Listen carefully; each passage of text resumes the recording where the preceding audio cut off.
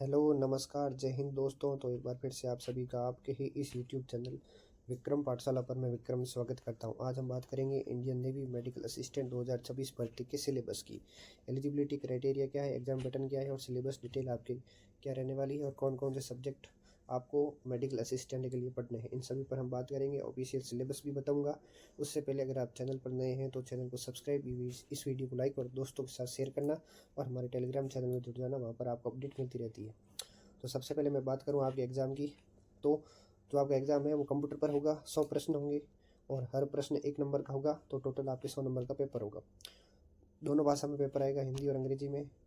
प्रश्न पत्र में 4 खंड होंगे, ठीक है, जिसमें आपकी एक तो अंग्रेजी आ जाएगी, एक विज्ञान आ जाएगी और जीव विज्ञान, और फिर आपके सामान्य जीके है, इंग्लिश है, विज्ञान है और बायोलॉजी है। विज्ञान के अंदर आपके केमिस्ट्री और फिजिक्स है, ठीक है। 12वीं स्तर का 12th लेवल का आपके जो एग्ज़ाम होगा, ठीक है।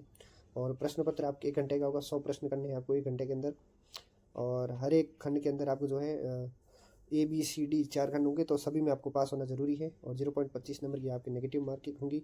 और उसके अलावा 550 रुपये आपके फॉर्म फीस है। तो ये तो आपकी नॉर्मल एग्जाम की जानकारी होगी। अब हम सिलेबस की बात करते हैं। ये आपके syllabus for SSR medical assistant है। साइंस के अंदर आपको फिजिक्स एंड केमिस्ट्री पढ़नी है। फिजिकल वर्ड एंड मेजरमेंट, जो भी आपके मापन है, जो भी है वो आपको पढ़ने हैं। ऊष्मागतिकी, फिर आपके लॉज ऑफ मोशन, गति के नियम, work energy and power, motion of systems of particles and rigid body, gravitation, ठीक है, गति पढ़नी है। फिर आपको गुरुत्वाकर्षण है, फिर आपके कार्य ऊर्जा शक्ति है, ये आपको फिजिक्स के चैप्टर है, ये पढ़ने हैं। फिर सॉलिड एंड फ्लूइड पढ़ने हैं, हीट, थर्मोडाइनेमिक्स, ठीक है, ऑसिलेशंस, वेव्स, तरंगे पढ़नी है, इलेक्ट्रोस्टैटिक्स, ठीक है, विद्युत की पढ़नी है आपको, करंट, इलेक्ट्रिसिटी, विद्युत धारा, फिर मैग्नेटिक इफेक्ट ऑफ करंट, विद्युत धारा का चुंबकीय प्रभाव, फिर चुंबक पढ़नी है आपको, चुंबक के बारे में पढ़ना है, ठीक है, इलेक्ट्रोमैग्नेटिक वेव, विद्युत तरंगे, ठीक है, चुंबकीय तरंगे, ऑप्टिक्स, जो प्रकाशिकी चैप्टर है वो पढ़ना है, dual nature of matter and radiations, द्वैत प्रकृति, एटॉमिक, न्यूक्लियस, ठीक है, नाभिक पढ़ना है, सॉलिड पढ़ना है आपको, सेमीकंडक्टर, अर्धचालक पढ़ने हैं, ठीक है, प्रिंसिपल ऑफ कम्युनिकेशन, ठीक है, ये आपको एक। और फिर मेटल एंड नॉन मेटल्स, ये केमिस्ट्री हो गई आपकी, ऑर्गेनिक केमिस्ट्री हो गई, फूड एंड न्यूट्रिशन हो गया आपके। फिर आपके हेल्थ है, फिजियोलॉजी, ह्यूमन के बारे में पढ़ना है, जो भी डिजीज है, रोग है वो पढ़ने हैं, धातु और अधातु पढ़ने हैं, और थोड़ा कंप्यूटर भी आपको पढ़ना पड़ेगा, ठीक है। ये केमिस्ट्री एंड फिजिक्स थी। फिर बायोलॉजी के अंदर पुष्पों में जनन, reproduction in flowering plants, male and female reproductive system, ठीक है, यहाँ पर फिर गेमेटोजेनेसिस, जो आपके अंडाणु और शुक्राणु बनते हैं, ये कैसे बनते हैं। और फिर आपके ये एक आर्तो चक्र पढ़ना है आपको। फिर फर्टिलाइजेशन, निषेचन क्या होता है ये पढ़ना है, इम्प्लांटेशन, ठीक है। तो कुल मिलाकर आपको जनन के बारे में पढ़ना है, ठीक है। और फिर है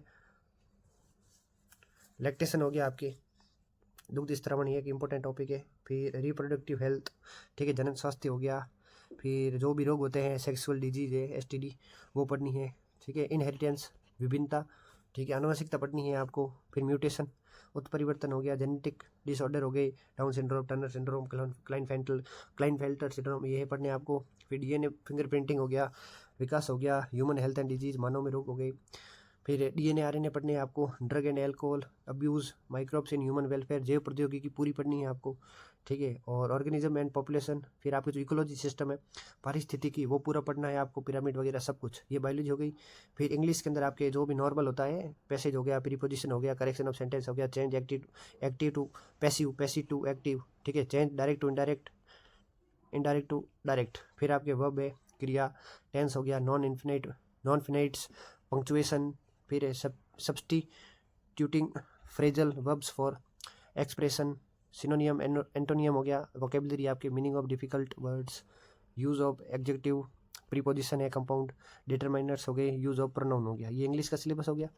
फिर हम जीके की बात करें, जीके वही आपके कल्चर, कला संस्कृति रहेगी, जियोग्राफी रहेगी, सॉइल, मिट्टी हो गई आपकी, नदियाँ हो गई, पहाड़ हो गए, जो बंदरगाह है वो हो गए। फिर स्पोर्ट्स है, किस खेल के अंदर कितने खिलाड़ी होते हैं, खेल कहाँ पर खेला जाता है, ट्रॉफियों के नाम हो गए, ठीक है, करंट अफेयर है, इनके बारे में वो पढ़ना है। नेशनल फैक्ट हो गया आपके, इंडिया का हेरिटेज हो गया, art, dance, history, national language हो गया, बर्ड, एनिमल, सॉन्ग, फ्लैग, ये जो भी है, common name, full forms and abbreviations, discoveries, जांच, डिजीज, न्यूट्रिशन, ठीक है। और फिर आपको यहाँ पर रीजनिंग भी आएगी थोड़ी, तो स्पेलिंग वगैरह नॉर्मल कोडिंग डिकोडिंग है वो रीजनिंग आएगी। तो ये पूरा सिलेबस था आपके मेडिकल असिस्टेंट का। इसके लिए आपको सभी सब्जेक्ट पर बराबर फोकस करना है, क्योंकि आपके जो पेपर है उसके अंदर 4 खंड आएंगे, टोटल 100 प्रश्न होंगे, तो 25 25 25, ठीक है। टोटल आपके 100 प्रश्न है, तो हर सब्जेक्ट के आपको 25 प्रश्न देखने को मिलेंगे। पेपर इसका आसान आता नहीं है, एयरफोर्स से भी टफ रहता है और आर्मी नर्सिंग असिस्टेंट से भी इसका पेपर है वो टफ रहता है। पिछली बार जिन स्टूडेंट ने इसका पेपर दिया था उनको पूछना। इंग्लिश नॉर्मल नहीं आती है, केमिस्ट्री फिजिक्स नॉर्मल नहीं आते हैं। इसके अंदर आपको सिर्फ न्यूमेरिकल ही देखने को मिलेंगे फिजिक्स के अंदर, ठीक है, क्योंकि फिजिक्स का सिलेबस थोड़ा ज़्यादा है। बायोलॉजी के अंदर डायरेक्ट आपको आंसर वाले जो है प्रश्न नहीं देखने को मिलेंगे, थोड़ा दिमाग की सोच लगेगी आपकी और एकदम से आपका आंसर नहीं निकलेगा। तो इस तरीके से आपको जो है 2 महीने के अंदर तैयारी करनी है। अब पिछली बार भी मई में एग्ज़ाम हुआ था 27 मई को, तो इस बार भी मई में आपका एग्ज़ाम हो जाएगा।